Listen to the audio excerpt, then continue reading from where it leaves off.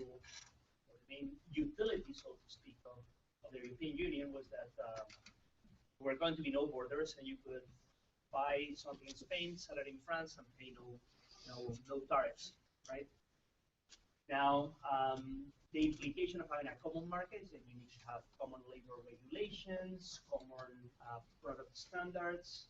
If you buy a piece of lettuce in Germany and you buy a piece of lettuce in Italy, they must hold up to the same standards.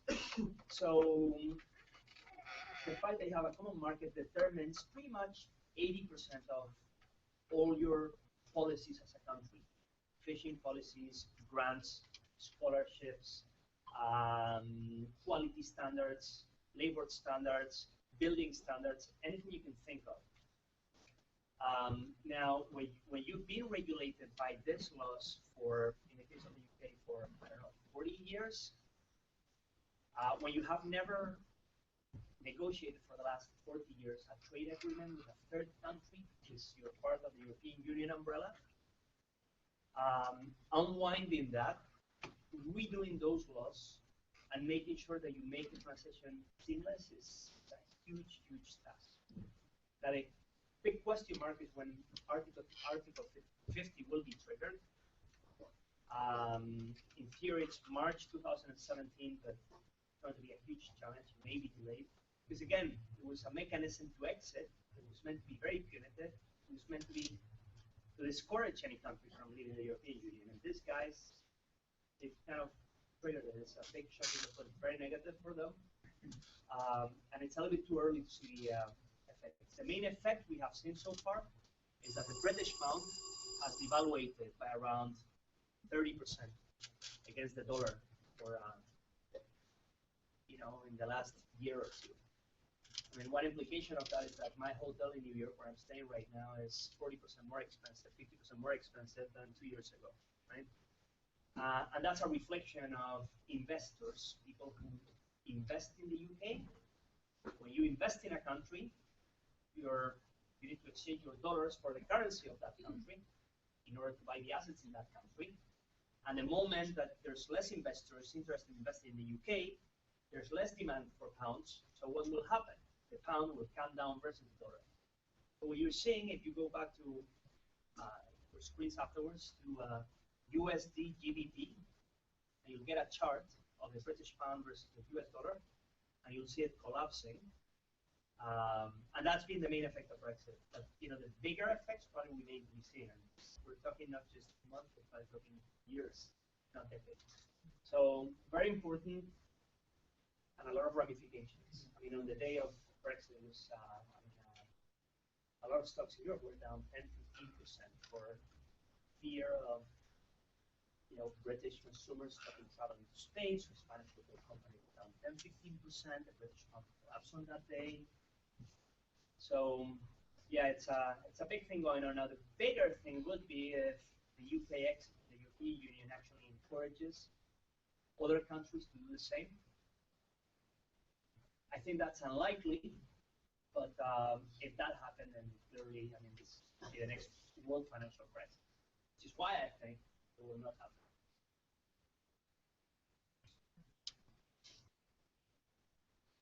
More questions?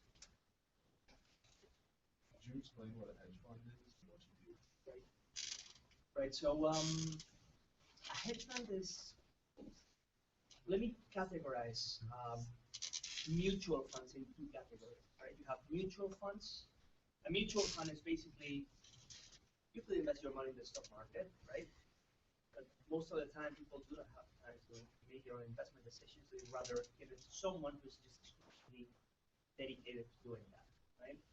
To someone who thinks he or she can manage money and make investments, will set up a fund. He or she will get investors' money in, right? And you'll have a fund with $100 million. And you invest that on behalf of your investors, right? Now, if you're going to invest money on behalf of your investors, you have to define what or where you're going to be investing that money in, right? Are you going to be investing it in the stock market? Are you going to be investing it in the fixed income market? risk profiles are very different, right? So there's many different types of funds.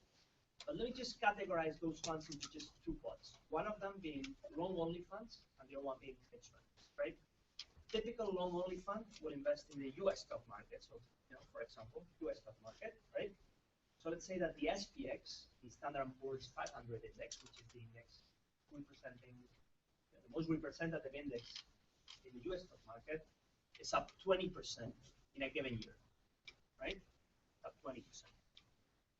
And you're in a long-only fund, in a normal mutual fund, investing in the U.S. stock market. And this fund gives you 25%. Will you be happy or will you be unhappy? Stock market up 20%, your fund is up 25%, with similar volatility. You'll be happy, right? But how about if the reverse is true? Right? The stock market is down 20%, and this fund is down 15%. In theory, you should be equally happy because you outperform the market. But in practice, you will not be that happy because if you had $100,000 invested in it, suddenly you wake up one morning and you have 85,000. So you have 15,000 less dollars, right? That fund manager will be a hero because he's outperformed the market by 5%. But you as an investor, you will not be that happy, right? So this equation or this simple math that I've given you, that's relative return. Relative return means that as an investor, what you want to do is beat an index. And beating an index over time is great because the index tends to go up over time, but not always. The years when the index is down, even if you outperform it on a relative basis, you'll still be unhappy because you're losing money. That's what relative returns is outperforming or underperforming an equity index. Right? A hedge fund is about absolute returns, and absolute returns as opposed to relative returns, right? So my job as a hedge fund manager is to run my investments in a way that they will give a positive return year in and year out, regardless of what the stock market does. That's what absolute return is. Over time, my returns may not match the SPX or the S&P 500. They should be quite close. But what I do for my investors, which is different from what a fund from Fidelity would do, for example, is that in a bad year, I will endeavor not to lose money. Now, how do I do it in order to be up year in, year out? You have to specialize. You have to specialize in a given sector, make long positions, make short positions. You must buy derivatives. You must focus on particular parts of the market whose returns are independent on what the stock market does, like techniques like emergent arbitrage, like distressed investing, etc. So the main tool for delivering absolute returns is the ability to go long stocks and short stocks. You guys know what shorting stocks is? Anyone doesn't know it? Right. I didn't know what shorting stocks was until I joined this hedge fund, so nothing to be embarrassed about. Basically, shorting stocks is betting that it will go down instead of going up, right? So if you go long a stock, you buy it. It goes up in price, you make money. It goes down in price, you lose money, right? When you short a stock, I'll tell you what the mechanics of that are. It's a little bit mind-boggling. You borrow the stock, you sell it without owning it, so without owning the stock. I'll tell you how that works. But the effect of selling something that you borrowed and you do not own is that if the stock price goes down, you go buy it back and you make a profit if it goes down. It's a little bit mind-boggling, but the way it works is, let's say that, let me just borrow, can I borrow this book? Okay. So you own this book, right? And this book right now has a market price of $100. Okay, and you own it. And for owning it, you know, you get paid $1 or $2 a year. You lend it to people, right? Gives you a dividend yield, right? That's kind of a stock. Imagine that's a stock, right? Now, $100. Next year is $200. How much profit have you made? $100 plus any dividend that you receive, right? Now, let's say that I think that book shouldn't be worth $100. I've done my work on it, and it's really not worth $100. I think it's worth $50. Which means that even though right now you're willing to pay $100 for that book, I think when you become rational, the market will pay $50 for it. So it's going to come down. I'm betting it'll go down like $50, right? So you're still owning it. You're still entitled to it. And what we're going to do is I'm going to borrow it, right? Still yours, and you can ask for it back anytime you want. But why are you lending it to me? You lending it to me because I'm going to be paying you $5 a year. Okay? If you own it, you're going to pick up, we said, $1 or $2 a year. But if you lend it to me, I'll give you something extra. I'm going to pay you $5 a year. So you're happy. This is 5 years anytime you want it. Right? You don't lose anything. Right? Now, what I do is as soon as I get it, I actually sell it. At what price do I sell it now? We just borrowed it. No, 100. Still 100. Still 100, right? So I sell it to you, and you pay me $100. So in my bank account right now, I have $100. That's my asset, but I still owe you the book, right? So right now, I have $100 cash in my bank account, and I owe you a book worth $100, right? Let's say that 12 months pass by, and I have been right. You know, the market's down, or people realize that this book is not worth $50. I still have my $100 in the bank account plus any interest that it's yielded, so that's zero. Right now, I still owe you the book. I don't owe you the $100. I owe you the book. All you want is the book back. You've been the owner for it all along, and you could ask for it back all the time, you know, anytime you want it. I have $100 minus the $5 that I paid you to borrow it, right? So you're still happy now, right? But basically, I buy it from you. How much will I pay you for it now? 50, right? I return the book to you, all yours, right? So what's the whole balance of this transaction? The whole balance of this transaction is that I sold it to you for 100. I bought it back from you at 50, so you've lost $50. I made a profit of 50. And you still have your book and your $5 that you made this year. I've made money by borrowing the book, selling it without owning it, and I've made money when the value of the book has come down. Okay. This long story is very important because when you build a portfolio to yield absolute returns, what you do is, let's say that I love IBM and I hate Microsoft. I think IBM will go up and Microsoft will go down. What I will do is I will buy IBM, I will go long IBM, and I'll profit from IBM if I'm right and it goes up in price, right? At the same time, if I don't like Microsoft, let's say, I borrow Microsoft shares, I sell them in the market, I still owe them, and if Microsoft goes down, I will make money. I will be buying $10 million worth of IBM and going short $10 million of IBM. Now, that's called a market neutral trade. Why is it market neutral? Because if the stock market goes up or down, both IBM will go up or down with the market, and I will have no market risk. We cancel each other because I'm going long and short the market at the same time. When my trade is over, the price difference between both of those is something called alpha. I have generated alpha, regardless of what the market has done, which is called beta. I will have generated alpha, which is my profit, without any regard to what the SPX has done, right?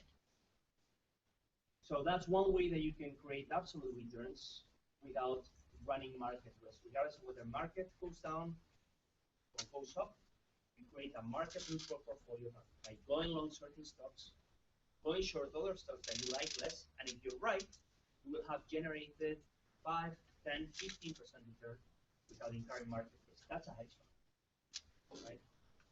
One last question, then you guys are ready to sports. So with either of those, long or shorter, is shorting that is like a riskier than It is intrinsically riskier because the fact is that stocks do tend to go up over time.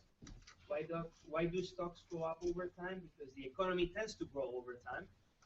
And if the economy grows over time, then everyone's wealthier over time, including companies, right?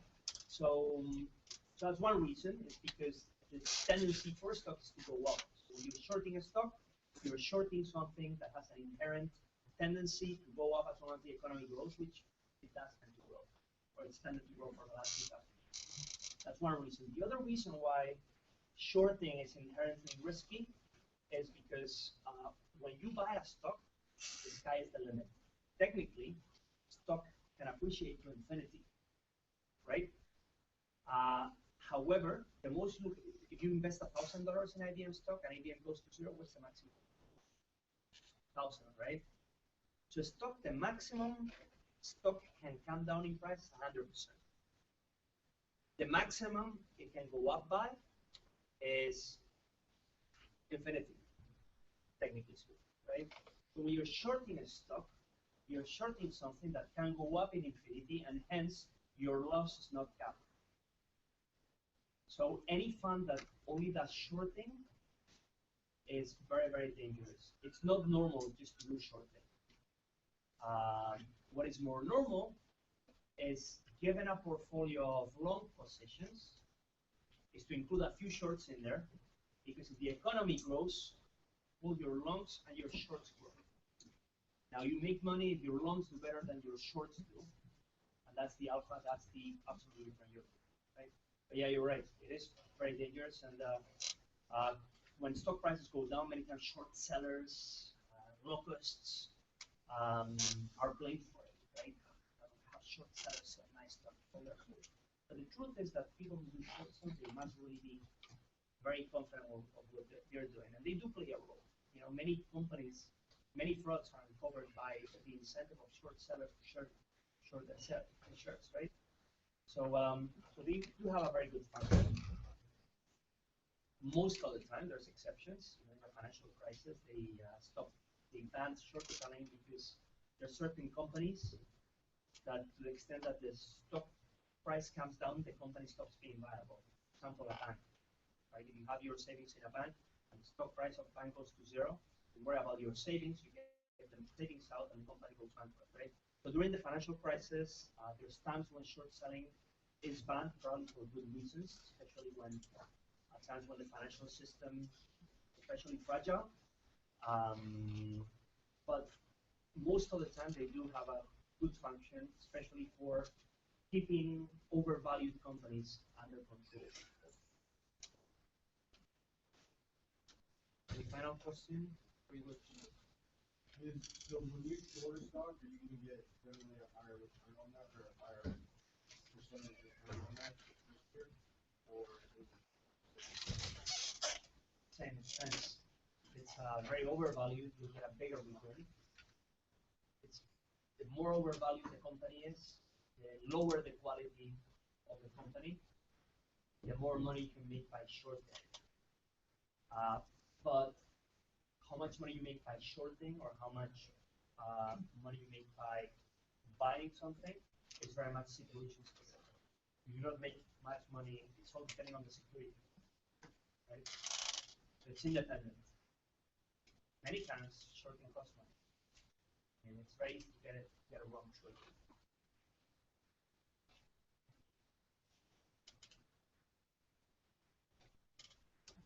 That was good. Guys.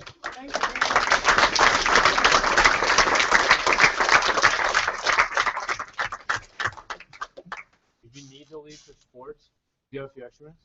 Yeah. Okay. If you need to leave for sports, quietly leave. I have a question I want, once everyone clears out. Is anyone going to stick around, or is everyone kind of leaving? We'll see.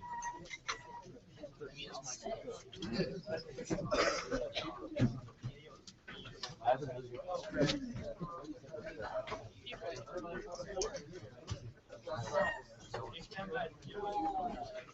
I'm gonna ask for how he